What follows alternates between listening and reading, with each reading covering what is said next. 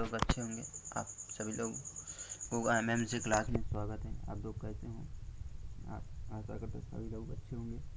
तो आप किसी भी एग्ज़ाम की तैयारी कर रहे हैं तो इस क्लास को एक बार ज़रूर देखिए। पूरा एक 15 मिनट की वीडियो, 10 मिनट की वीडियो रहती है। ये क्लास को एक बार ज़रूर देखिए। तो आज हम मध्यकालीन इतिहास के तुगलक वंश चैप्टर से जितने भी इम्पोर्टेंट क्वेश्चन बनने वाले हैं उसकी प्रैक्टिस करने वाले हैं। तो चलिए बिना टाइम वेस्ट किए क्लास को स्टार्ट करते हैं। तो आज आप नए हो तो चैनल को सब्सक्राइब कर लीजिए, कमेंट करके ज़रूर बताइए क्लास कैसी लगी। चलिए आज का पहला क्वेश्चन है, अलाउद्दीन खिलजी ने निम्न सेनाध्यक्षों में से कौन सा तुगलक वंश का प्रथम सुल्तान बना? अलाउद्दीन खिलजी के निम्न सेनाध्यक्ष में से कौन सा तुगलक वंश का प्रथम सुल्तान बना? तो आपका ऑप्शन गाजी मलिक, मलिक काफूर, जाफ़र खान, उबेद खान। तो जो गाजी मलिक था वो प्रथम सुल्तान बना।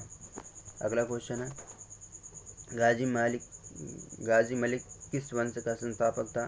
तुगलक वंश या खिलजी वंश या सैयद वंश या लोदी वंश? तो अभी हम इसके पहले चर्चा की थी। तो कौन था? तुगलक वंश। गाजी मलिक किस वंश का संस्थापक था? तुगलक वंश का संस्थापक था। आप किसी भी एग्ज़ाम की तैयारी कर रहे हैं, आपको हर एग्ज़ाम में पूछा जाता है।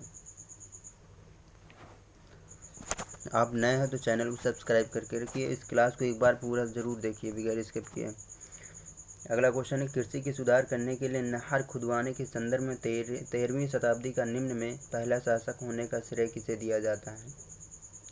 बलबन को, इल्तुतमिश को, गयासुद्दीन तुगलक को, रजिया बेगम। कृषि के सुधार करने के लिए नहर खुदवाने के संदर्भ में 13वीं शताब्दी का निम्न में पहला शासक होने का श्रेय किसे दिया जाता है? तो गयासुद्दीन तुगलक को दिया जाता है। किसको दिया जाता है? गयासुद्दीन तुगलक को दिया जाता है। आपका ऑप्शन सी सही रहेगा।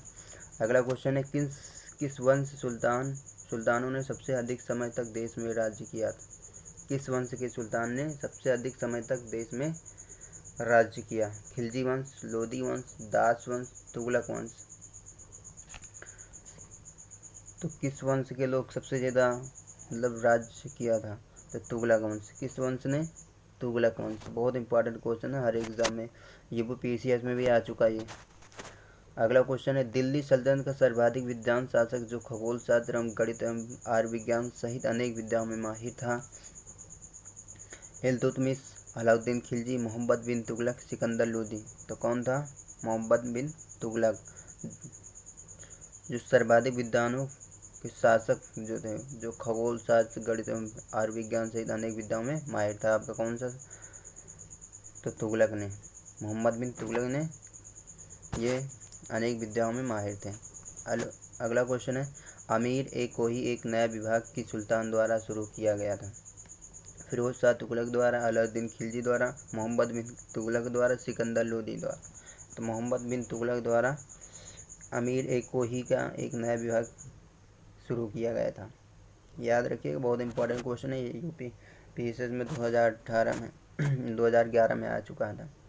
दिल्ली के किस सुल्तान ने एक पृथक कृषि विभाग की स्थापना की एवं फसल चक्र की योजना बनाई? इल्तुतमिश ने, बलबन ने, अलाउद्दीन खिलजी, मोहम्मद बिन तुगलक ने।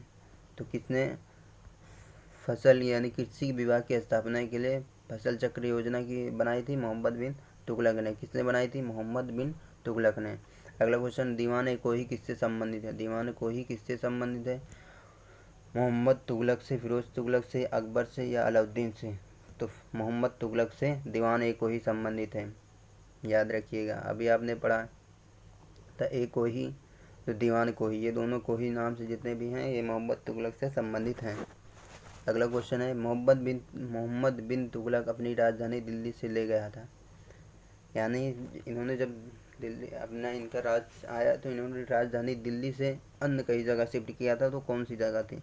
दौलताबाद, कालिंजर, कन्नौज, लाहौर। तो दौलताबाद थी। कहाँ शिफ्ट की थी? दौलताबाद में की थी शिफ्ट अपने शासनकाल में। भारतवर्ष में सर्वप्रथम सांकेतिक मुद्रा का प्रचलन किया था? अकबर ने, अलाउद्दीन खिलजी ने, बहलोल लोदी ने, मोहम्मद बिन तुगलक ने। तो भारत में सर्वप्रथम सांकेतिक मुद्रा का प्रचलन किसने किया था? किस शासक ने? अकबर ने, अलाउद्दीन खिलजी ने, बहलोल लोदी ने, मोहम्मद बिन तुगलक ने।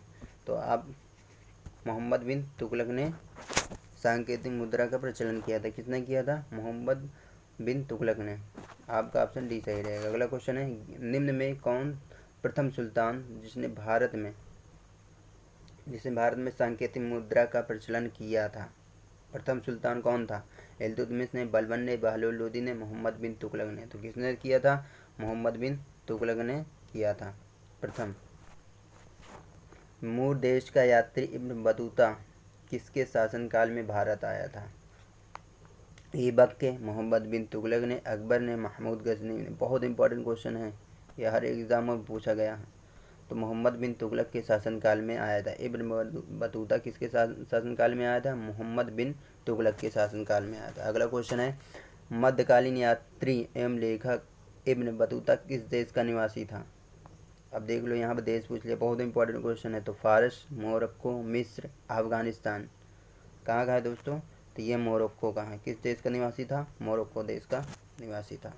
अगला क्वेश्चन है, इब्न बतूता भारत में किसके शासनकाल में आया था?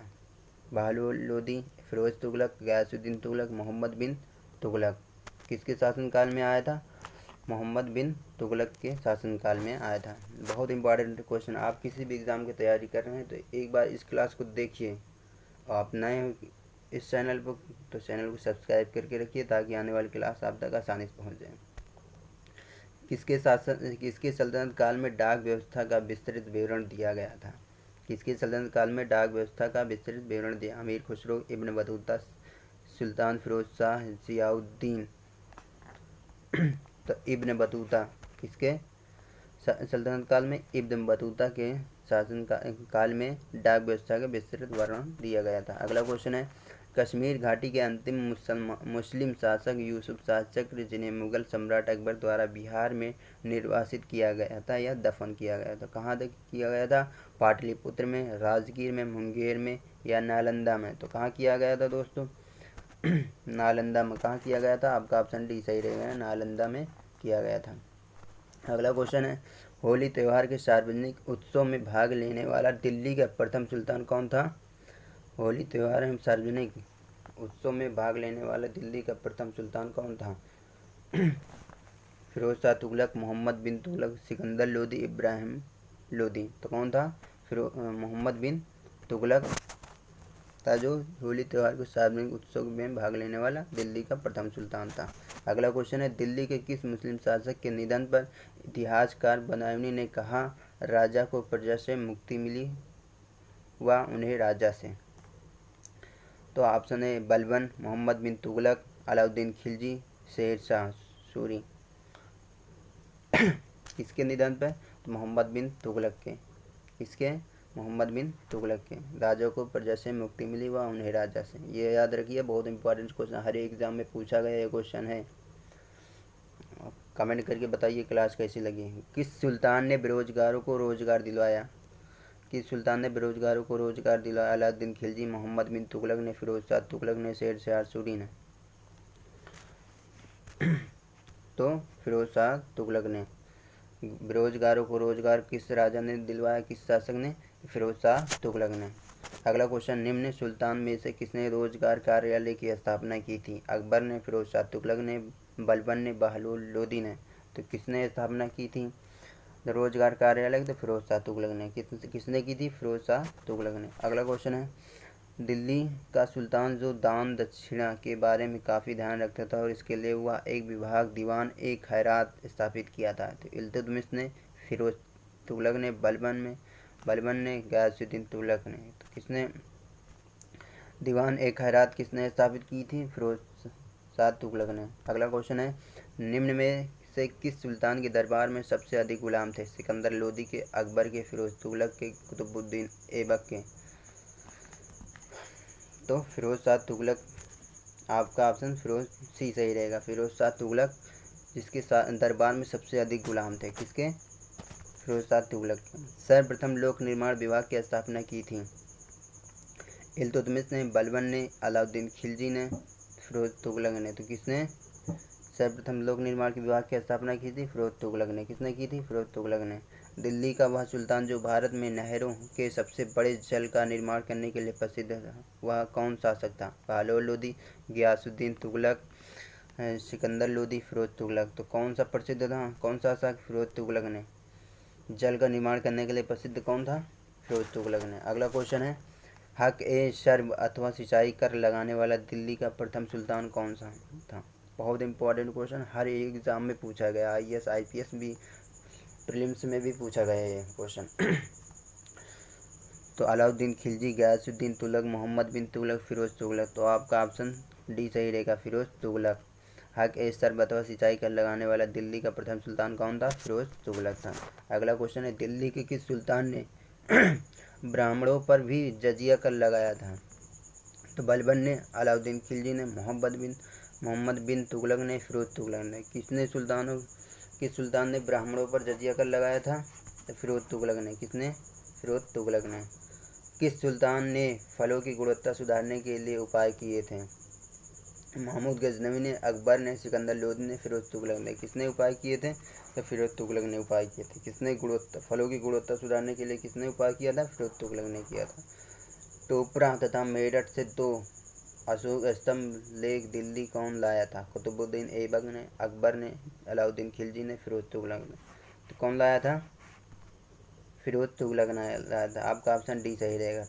टोपरा तथा मेरठ से 2 अशोक स्तंभ लेख दिल्ली कौन लाया था। ऐसे भी पूछ सकते हैं दोस्तों, किस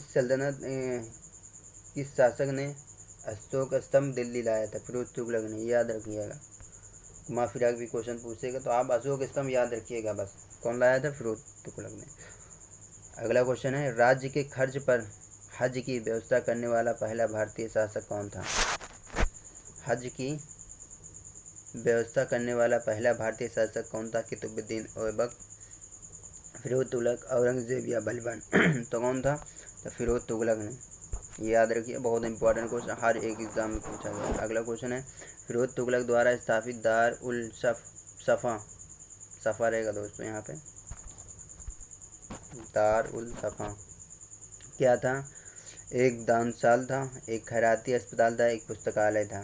फिरोज तुगलक द्वारा स्थापित किया गया था, तो क्या था, या इनमें से कोई नहीं। तो एक खैराती अस्पताल था। क्या था, एक खैराती अस्पताल था। अगला क्वेश्चन है, दिल्ली सल्तनत के तुगलक राजवंश का अंतिम शासक कौन था। अंतिम, ये वही, तो कौन था अंतिम, फिरोज तुगलक, एक खैराती दोस्तों ये है, गलत हो गया यहाँ पे, नसीरुद्दीन शाह।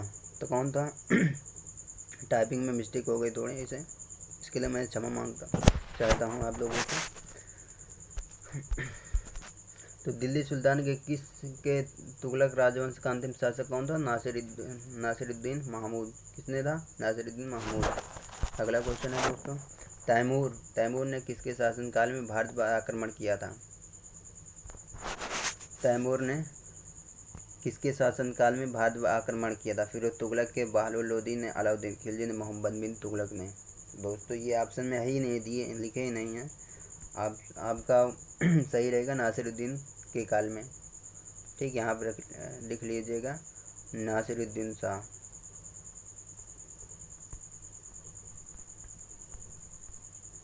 ठीक, जो इनका काल चलता 1394 ईस्वी से 1412 ईस्वी में। कब आक्रमण किया था, 1398 ईस्वी में। लिख लीजिएगा, नासिरुद्दीन के काल में।